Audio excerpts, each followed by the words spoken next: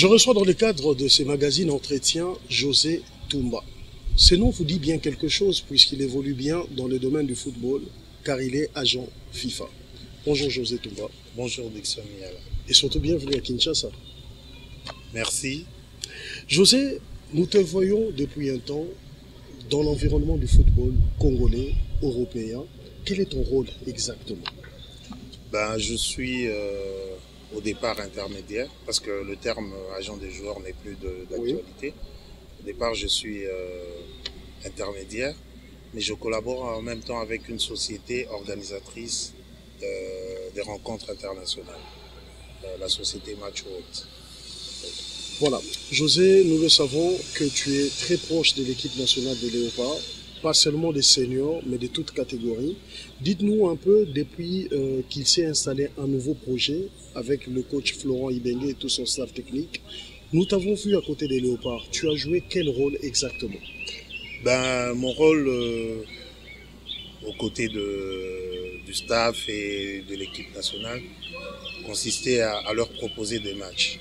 Parce qu'en fait, ça date de plus de 6 ans quand même que je collabore avec la fédération à travers des rencontres de football. On avait commencé en Autriche en 2010.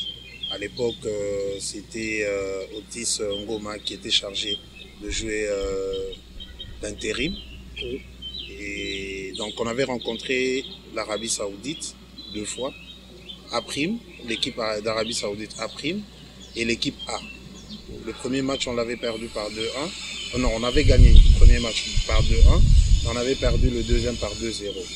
Ensuite, il y a eu le match contre l'Égypte, le 6-3 en Égypte. Il y a eu le match contre le Cameroun. Le match contre... Non, il y a eu d'abord Dubaï. Le match contre le Cameroun. Le match contre le Nigeria et le Gabon. Et pour finir, récemment contre la Roumanie. Mais puisqu'on observe qu'il y a depuis un temps, la RDC commence à affronter des grandes nations. Ça signifie quoi? Que les Léopards aujourd'hui ont une certaine valeur aux yeux du point de vue tactique et technique. Les Léopards ont une grande valeur aux yeux des autres nations de football? Ça, je ne pourrais pas affirmer, mais une chose est vraie, c'est que le match contre la Roumanie a fait que beaucoup d'équipes européennes se regardent maintenant la RDC différemment. C'est-à-dire que maintenant, on prend la RDC plus ou moins au sérieux et il y a beaucoup d'équipes européennes qui essayent de voir des possibilités de jouer contre la RDC. Est-ce qu'on peut rêver encore un jour un match RDC-France, RDC-Brésil, RDC-Allemagne, pas en A', mais en équipe senior A? Est-ce qu'on peut rêver un jour ces genres de rencontres amicales? Oui, il y a un proverbe brésilien qui dit que quand on rêve seul, ce n'est qu'un rêve, mais quand on rêve à plusieurs, c'est le commencement de la réalité. Il faudrait que tout le monde puisse déjà envisager de telles rencontres, ce qui est déjà fait parce qu'on a vu le président de la fédération annoncer des rencontres, enfin vouloir avoir comme sparring partenaire des grandes équipes. Je pense que maintenant, ça commence à être le début de la réalité. C'est faisable, moi je pense. Vous dites que c'est faisable. Parlons justement de cet objectif Russie 2018 lancé par le président de la Fédération congolaise de football, l'association Constant Omari. C'est aussi une interpellation pour vous-même, puisque Constant Omari dit qu'il veut de grands matchs, il veut de grands sparring.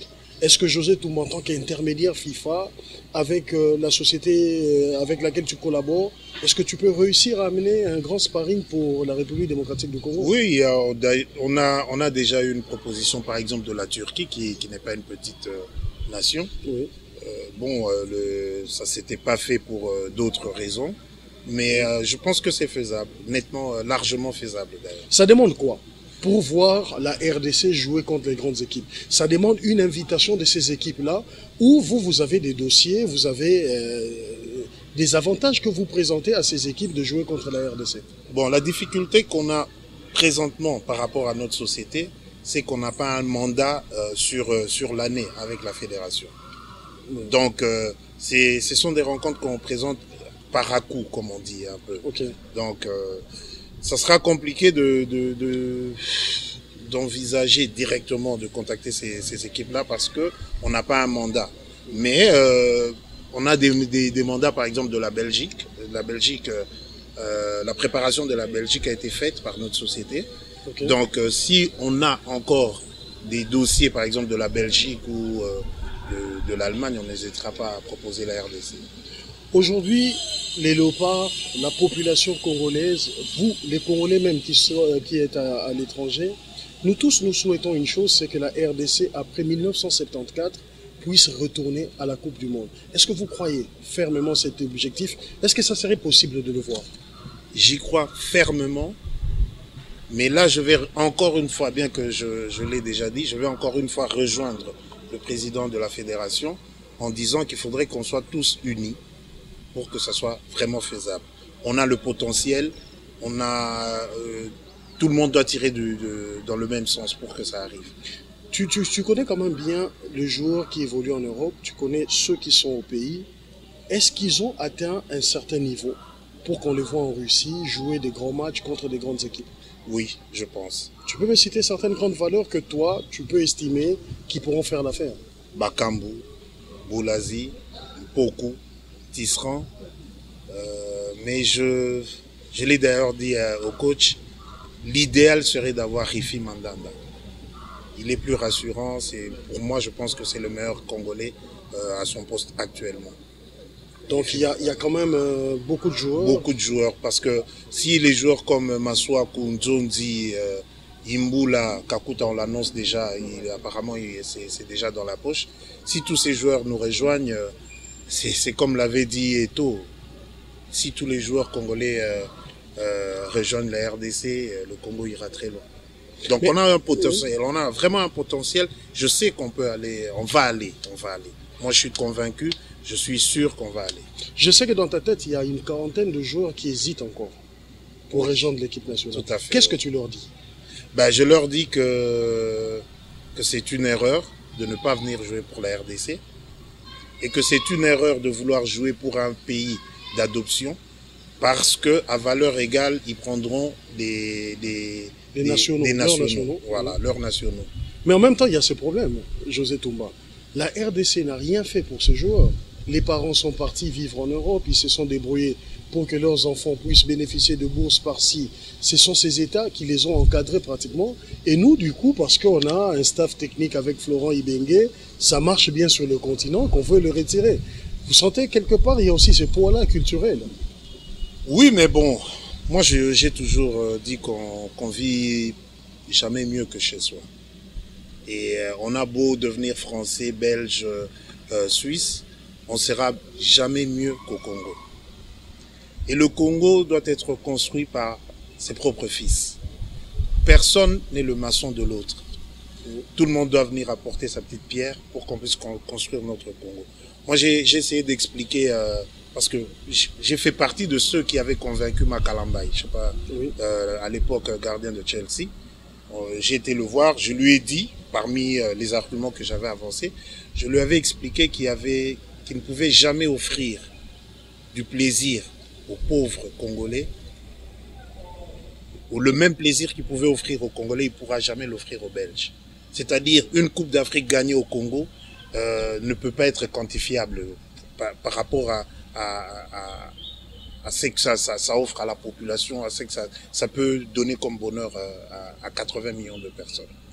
Et il y a aussi cette barrière des parents qui, vous le savez, tu vis en Suisse, ces parents qui ont été longtemps, 20 ans, 30 ans en Europe, voir leur enfant retourner au Congo, tout simplement parce qu'il y a 5 000 $ américains de primes des matchs, vous croyez que c'est ça vraiment ce qui pourrait convaincre ces parents?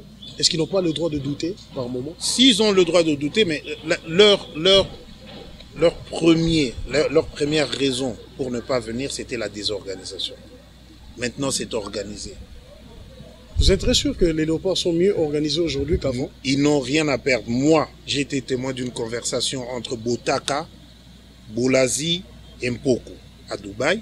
Botaka leur a dit que s'il avait écouté les tontons, il ne serait jamais venu. Et que ce qu'il voit là, la RDC n'a rien à envier aux autres nations. Je voudrais ouvrir une parenthèse historique. Vous avez été de la partie quand la RDC a joué contre la Roumanie. C'était une organisation, la presse internationale parlait d'une très bonne organisation des Léopards. Qu'est-ce qui a fait qu'il y ait une bonne organisation? Et qu'est-ce qui est exceptionnel dans ce groupe-là? C'est le message du coach. Je pense que le coach a su trouver des mots justes pour les motiver, pour faire qu'ils fassent ce match-là. Parce que bon, c'est pas parce que je suis congolais, mais on peut dire que l'arbitre les a beaucoup aidés ce jour-là. Et je me rappelle qu'à la mi-temps, le président de la fédération, le chargé des équipes nationales de la fédération congolaise, était furieux contre les arbitres dans les vestiaires. Mais dites-nous un peu, ces matchs s'est très bien passé pour les Léopards. Vous avez parlé de la Turquie qui voudrait sans doute venir jouer contre nous. Mais est-ce que vous n'envisagez pas d'autres matchs sur le plan africain? Est-ce que vous avez beaucoup de contacts? Puisque le Congolais était très heureux de voir la RDC jouer les Gabon, les Nigeria. Est-ce que sur le plan du continent, puisque nous sommes 3e au niveau de la Coupe d'Afrique des Nations, l'édition de 2015, champion du Chan, est-ce qu'il n'y a pas d'autres nations africaines qui voudraient quand même essayer de jouer contre les Léopards? Bah, toutes les nations africaines maintenant veulent jouer contre les léopards. Mais le problème c'est est-ce que ça va servir les léopards, ces pays-là? Si on joue contre la Swaziland, on joue contre certaines équipes, ça sert à rien de les affronter pour ne rien gagner tactiquement et techniquement.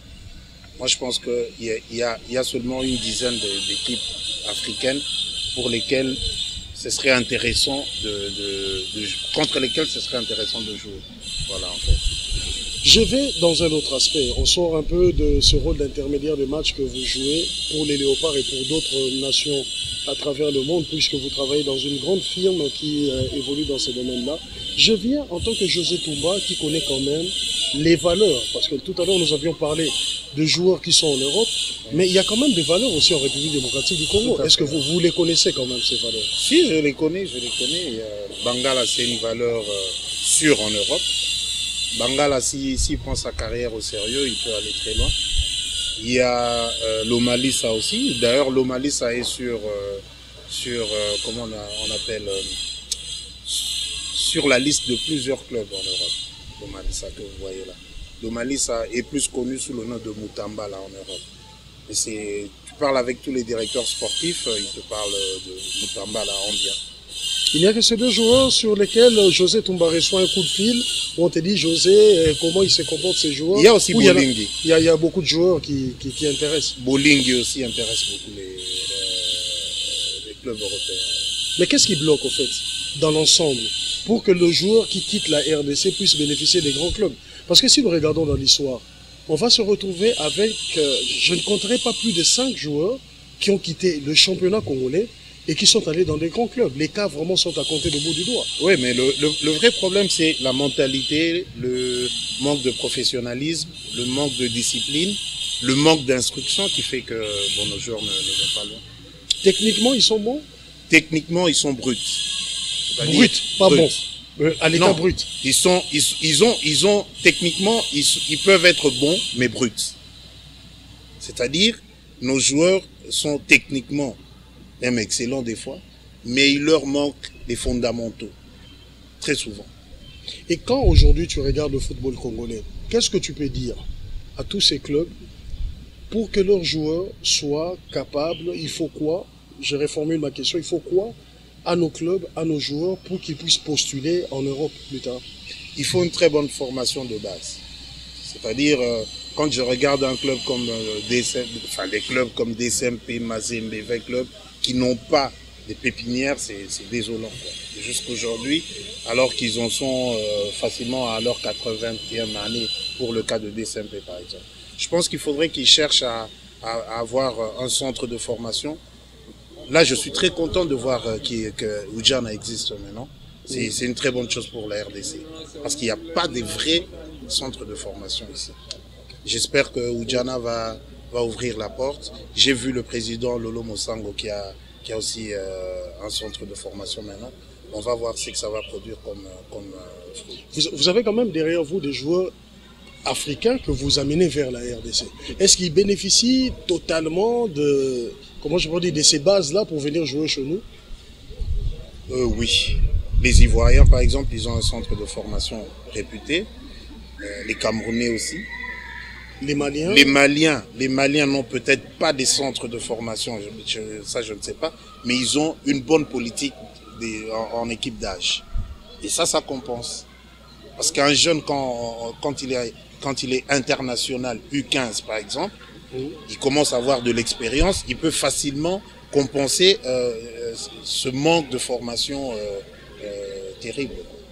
Aujourd'hui, José Toumba, tu serais prêt à signer avec des clubs pour que tu sois, je ne sais pas, un conseiller, c'est monsieur qui peut prendre leurs joueurs et les placer en Europe plus tard? Oui, si cette proposition arrive, je pense qu'on va d'abord déterminer on va mettre les règles en place, mais c'est quelque chose. Ça serait quoi comme règle?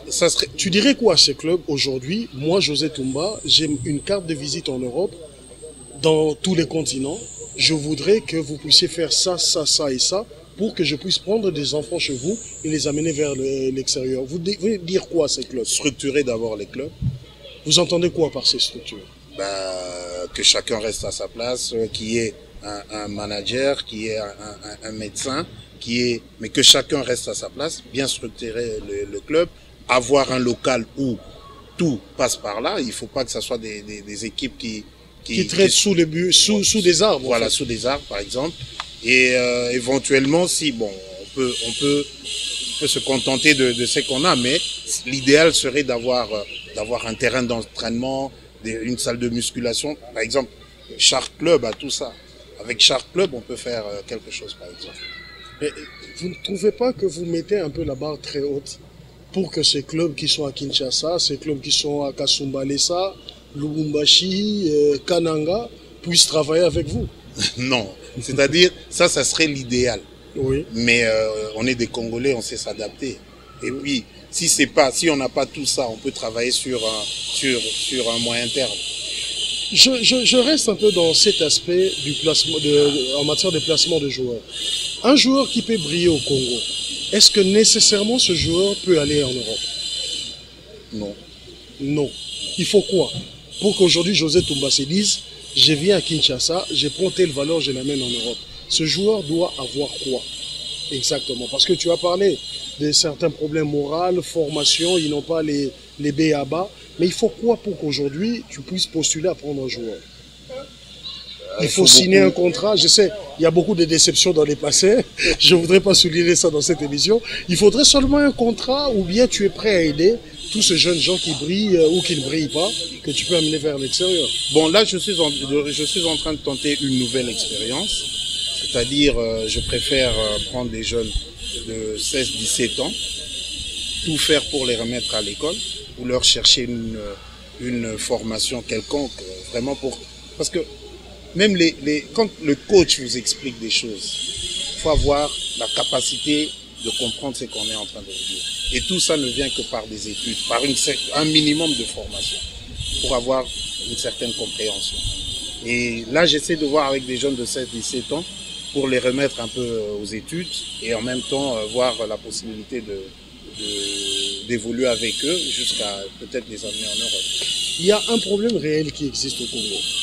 Un président de club qui a son joueur, et si tu dois lui demander, toi, José Toumba, de prendre ce joueur, l'amener en Europe pour qu'il puisse étudier, et que plus tard il sera intégré dans ces structures, il te dira, je gagne quoi? Oui, c'est déjà arrivé d'ailleurs. Ils te disent, non, il ne peut pas partir comme ça, parce que moi je ne gagne rien, j'ai sorti l'argent de ma poche, je ne peux pas donner un jeune comme ça. Alors que, si ce jeune arrive à faire quelque chose en Europe, il ne gagnera peut-être pas du coup beaucoup d'argent, mais si le jeune excelle, il va gagner sur le mécanisme de solidarité, qui en fait est de 5% sur l'ensemble du transfert. Donc toutes les équipes par lesquelles le joueur est passé se partagent ces 5%-là. Si c'est le premier contrat, l'équipe va bénéficier des indemnités de formation. C'est toujours de l'argent qui rentre. Il y a aussi une difficulté, bien à part cet aspect de choses, ces projets que vous êtes en train de lancer. Je vais revenir sur ces projets. L'autre difficulté, c'est que quand tu viens au Congo, tu croises un jeune joueur, tu lui proposes en prêt ou en formation dans un club, les présidents de clubs se disent, voilà, tu es un farceur. Et j'en connais pas mal qui t'ont traité des farceurs pour cette formulation-là, c'est cette façon de faire. Le jour où ils vont comprendre qu'il y a moyen de gagner de l'argent en étant patient, je pense qu'ils gagneront beaucoup plus que maintenant. Je vais prendre un exemple, bon, enfin, je préfère ne pas citer le nom, mais j'ai eu à traiter un dossier, le dossier d'un joueur au Maroc, à Raja. Le directeur sportif et le président a expliqué aux joueurs, on était en 2010, que le vrai projet, c'est de pouvoir jouer la Coupe du Monde en 2013. À l'époque, c'était un coach français qui était à Raja. Il a dit que ce joueur a beaucoup de potentiel, mais il n'est pas encore prêt. Mais le potentiel que j'ai décelé en lui peut être à maturité en 2013. Donc, il peut jouer la Coupe du Monde. Alors, on a réglé le problème avec le joueur, mais le club a demandé 400 000 $. Raja a dit, on n'a que 150 000 $. Soit vous les prenez, soit vous les prenez pas. Soit vous les prenez, on continue. Soit vous les prenez pas, on arrête. Il n'était pas dans un grand club ici. Le club a refusé et aujourd'hui le joueur est nulle part. Le club n'a pas reçu les 150. Enfin, pour le joueur est nulle part. Voilà. Toujours ici à Kinshasa. Non, il a voyagé, mais bon, ils ont perdu. Ils n'ont pas eu cet argent-là, ni à travers les équipes là où ils voulaient l'envoyer. Donc c'est aussi un problème de confiance ou c'est un problème que... C'est un problème de gourmandise. De gourmandise. De gourmandise. Est-ce que tu es... Et de non... En fait, la plupart des dirigeants ici sont dirigeants parce qu'ils ont beaucoup d'argent. Non parce qu'ils aiment le football. Non parce qu'ils apprennent à bien comprendre le foot business d'aujourd'hui. C'est un monde de la patience que tu enseignes aujourd'hui. Il faut être patient, il faut comprendre comment ça se passe. Et puis ici, quand tu arrives, tu leur dis, il y a un club belge qui cherche à avoir votre joueur. Tout de suite, c'est 300 000. Alors que si vous allez sur le site Foot Market, vous allez voir que chaque joueur a sa valeur marchande. Tous les joueurs ne valent pas 300 000.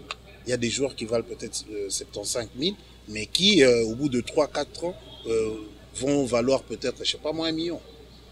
Je reviens sur ce projet que tu as lancé, de recruter de jeunes joueurs, les amener étudier et plus tard les insérer dans des centres de formation pour qu'ils puissent être à même de recevoir les bases du football. C'est le projet, tu les lances de manière individuelle, tu as ciblé des joueurs ou tu voudrais travailler avec des clubs. Tu fais comment pour ces projets en fait? Non, là j'ai ciblé des joueurs. Là je suis encore à l'étape, comment dire, je suis en train de voir ce que ça peut produire et j'ai 3 jeunes que j'ai ciblés, que j'ai essayé de placer, mais je vais essayer de les suivre au niveau de leurs études et voir un peu ce que ça donne. José, je prends vraiment beaucoup d'aspects de football avec vous. Aujourd'hui, les clubs congolais souffrent des structures, tu l'as dit, souffrent des partenariats.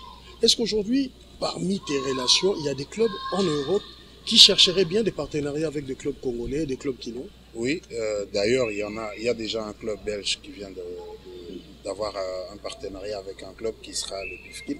Je tais le nom parce que c'est pas à moi de l'annoncer. J'ai eu une fois à avoir une conversation avec le directeur sportif de FC Zurich qui était aussi intéressé par un tel projet. Mais le problème, c'est le suivi. Il faut dire la vérité pour que ça change. Oui.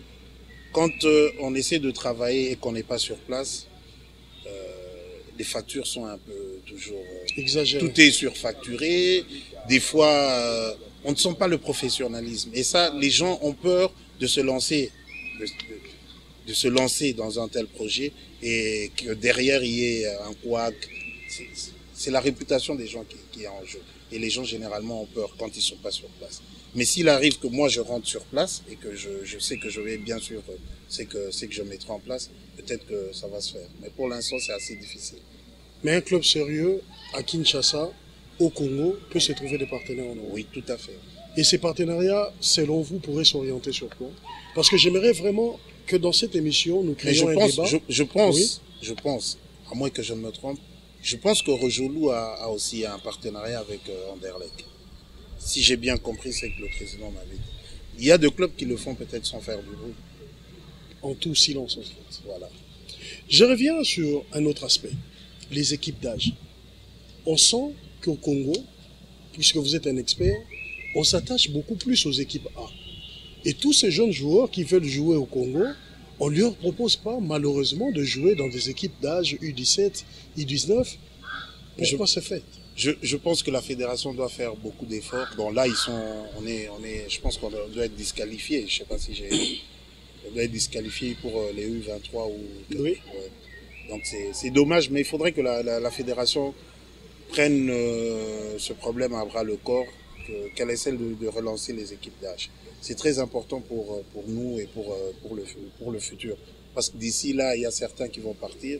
Oui, il faut pas toujours compter sur les binationaux qui seraient formés par d'autres pays pour faire une équipe nationale. Je pense qu'il faudrait aussi qu'on ait un noyau ici qui passe par les équipes d'âge pour qu'on puisse avancer. Le football congolais a un avenir? Un avenir radieux. On pourrait faire des affaires avec le football congolais? Oui. Si tout le monde essaye d'être le plus sérieux possible, on va faire beaucoup de... Mais José, tu ne tiens pas des séminaires au Congo. Tu ne dis ça que parce que nous sommes dans un cercle très restreint, on nous suit à la télévision. Quel jour José Toumba se dirait, voilà, je viens pour des séminaires au Congo, un peu partout, proposer un financement du gouvernement pour que vous puissiez dire au club, voilà la route à suivre pour être plus grand? Bon, j'y ai jamais pensé, mais c'est vrai aussi que c'est un peu... on a peur, quoi, parce que quand on vient comme ça à Kinshasa, après on risque de penser que, bon, Azomimon Anani, en fait. Ou Azolinate que la Bissau va jouer. Voilà. C'est difficile de travailler dans un tel climat, alors. Ouais, très difficile. Mais vraiment très difficile de travailler au Congo. José Toumba, un mot de la fin vis-à-vis du public qui vous suit, de jeunes joueurs qui pensent que demain, ils peuvent devenir professionnels. Quel est le conseil que tu adresserais en ce moment à tous ces jeunes qui pensent qu'ils peuvent être grands au Congo et quitter les pays plus tard? Je leur dirais que le football, c'est la patience. Le football, c'est la discipline. Le football, c'est l'abnégation. Il ne faut jamais rien lâcher. Il faut travailler. Il faut être discipliné. Il faut être ambitieux. Merci beaucoup, José Toumba, pour avoir répondu à cette invitation. Zidane est là-bas, nous a accompagnés dans la production, ainsi que Safi Maléou. Je vous dis merci de nous avoir suivis dans les cadres de ces magazines Entretien. Prochain numéro sur vos différentes chaînes de télévision. Merci et portez-vous bien.